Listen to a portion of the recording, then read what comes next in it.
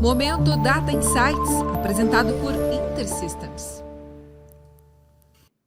De volta com mais um Momento Data Insights aqui na MIT Technology Review Brasil. A gente tem falado com a InterSystems aqui nessa nossa parceria no podcast sobre Open Health e desse mundo que a gente tem conhecido cada vez mais e entendido de que forma a tecnologia está dando suporte para essa jornada, que lá na frente, como você já acompanhou, e se não acompanhou, eu faço o convite para acompanhar no nosso primeiro episódio, tem beneficiado os pacientes para uma experiência cada vez mais customizada no atendimento.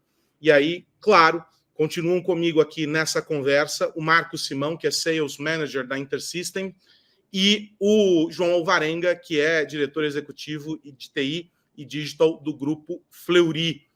Eu quero retomar a nossa conversa, senhores, pegando carona na fala do João na nossa última conversa, em que você detalhava, João, como cada vez mais as tecnologias vêm dando suporte para esse processo de customização do atendimento. Você elencou desafios, elencou as tecnologias e, na base de tudo isso, os dados.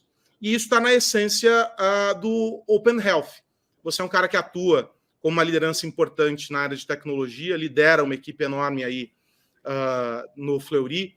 E a minha pergunta para você é a seguinte: dentro desses aspectos que você descreveu para a gente no nosso encontro da semana passada, há alguns mais desafiadores do que outros. O que a gente ainda precisa avançar? E aí eu vou perguntar aqui, você me diz se eu estou errado ou não. O primeiro tópico é melhorar a qualidade dos dados?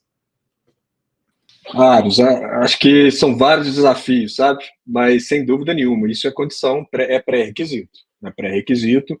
Mas a notícia boa é que a tecnologia está avançando muito em relação a isso, sabe? Então, dados desestruturados, que antes eram difíceis, demoravam-se para a gente conseguir melhorar aquela qualidade, a gente já está conseguindo extrair e dar um automatismo muito grande nisso, né?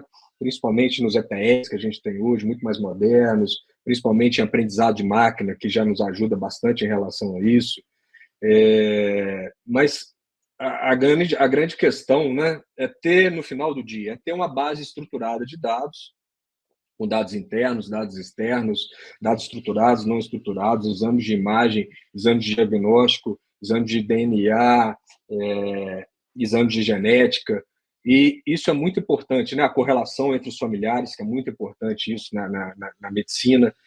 A partir do momento que a gente tem essa unicidade de base, com cada cliente, cada paciente tendo o seu prontuário eletrônico, com todo o seu histórico de vida, e que tenha fácil acesso dos médicos, dos seus médicos, os médicos que ela queira liberar aqueles dados, e com a ajuda de inteligência artificial para deixar isso cada vez de mais fácil manuseio. Isso é a grande questão, né? O médico não pode perder muito tempo ali naquele atendimento dele com ferramentas tecnológicas. Então, tem que ter usabilidade, isso vai ser essencial. Não é só transformar aquilo em informação e ter 50 páginas para ele ler, né, quando está na frente do paciente querendo fazer o atendimento. Tem que realmente ter uma usabilidade, aí entram disciplinas de UX, de UI, que vão ter que estar juntos vamos chamar dessa inteligência, para que torne aquilo muito mais fácil, para uma tomada de decisão muito mais precisa, mais rápida e para o início de um tratamento de uma forma muito mais precoce.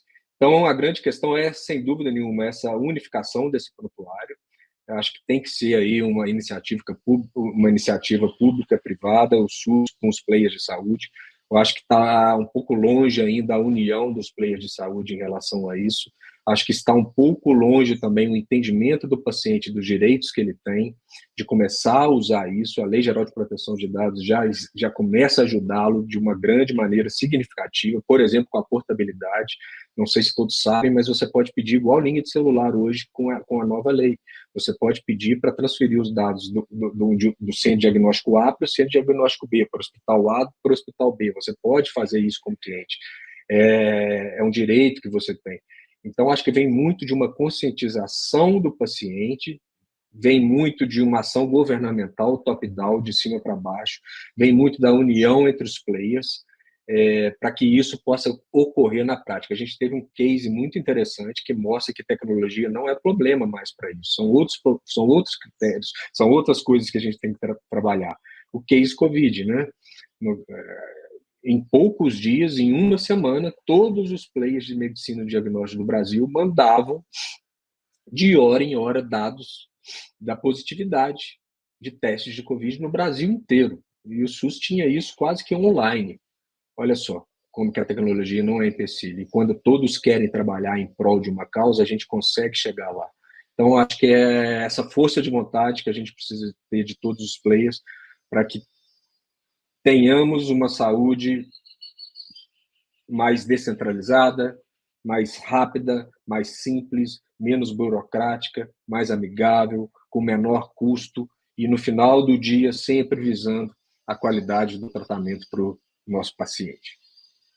E aí tem um lance interessante nisso, e aí eu quero chamar o Marcos aqui, que é a fricção em todo esse processo, né, Marcos? Porque quando a gente fala em integração, a gente pensa, né, ou quando a gente fala sobre análise de dados, sobre o Open Health de maneira geral, a gente pensa em integração. E quando a gente pensa em integração, a gente entende que não dá para a gente admitir fricção nesse processo. Ou seja, não pode haver barreira.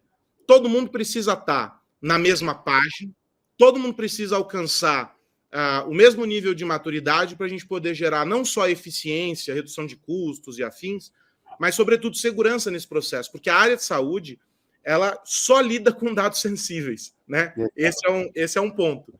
E daí a gente precisa ter essa visão. Então, quero primeiro entender de você o seguinte: como é que a gente faz, nesse processo que o João descreve, para eliminar barreiras e aumentar a eficiência desse processo? Legal. Eu acho que assim, Carlos, o João muito bem coloca aí que a gente precisa de uma colaboração entre todos, tá? A gente pega hoje o maior caso de sucesso de Open. Hoje a gente tem vários Opens, né? Open Insurance, Open Banking, agora estamos para Open Health. Só que aí, qual foi o grande sucesso? Open Bank. Mas eles têm a Febraban, que eles se unem e discutem entre os bancos o que é melhor para eles. Quando a gente vai para a saúde, a gente tem alguns aspectos que a gente tem que levar em consideração. Primeiro que, assim, um projeto de dados, ele tem que ser um projeto muito bem estruturado e ele não pode nascer só na TI. Ele tem que nascer na TI e na área de negócio. E a área de negócio de saúde, ela é muito vasta, porque não é só medicina diagnóstica, não é só hospital, não é só leito, são várias áreas que têm suas particularidades e elas têm as suas necessidades de dado. Então, assim, quando a gente fala em integrar, não é só integrar simplesmente o dado, a gente fala em integrar uma vida, né? A gente fala em integrar o prontuário médico desse paciente, a medicina diagnóstica desse paciente. O João muito bem fala que a parte de genética desse paciente é uma coisa que a gente não tinha e agora está passando a ter. Então, assim, a gente consegue fazer uma predição a nível genético. Então, assim, a coisa está evoluindo de uma forma tão rápida e tão grande, e, ao mesmo tempo, a gente não tem mais barreira tecnológica para impedir isso, mas temos a barreira do limite da lei, do limite do que a gente vai ou não poder compartilhar. E aí a gente precisa realmente de uma união de todos os setores, né? Todas as pontas da saúde, seja ela o próprio paciente, o hospital, o laboratório. E, assim, o João tem muita liberdade em falar nisso. É verdade, a gente precisa também de um apoio do governo para que isso aconteça, porque o governo tem que liderar essas iniciativas. É uma coisa que vai acabar reduzindo custo para todos, vai acabar melhorando a qualidade de vida para todos e melhorando muito a expectativa de vida e a experiência do paciente em sua jornada de vida. Essa é a minha visão. Como é que a InterSystems atua para facilitar essa relação? Vocês acabam se tornando, de alguma maneira, um hub dentro desse processo, porque vocês conectam todas essas pontas, né, Sim. Marcos? Como que é essa atuação de vocês, tendo esse olhar que você descreve? Olha, veja bem, o Carlos, a InterSystem, ela fornece ferramental, obviamente, a gente fornece ferramental, mas a gente tem também muita experiência de background, de trabalhar nesses tipos de projetos. A gente trabalha aí com o Grupo Fleury há mais de 17 anos, entre outros laboratórios, entre outros hospitais, e a gente traz o que a gente acaba aprendendo no dia a dia, né? A gente tem um prontuário eletrônico, a gente entrega e integra prontuários eletrônicos.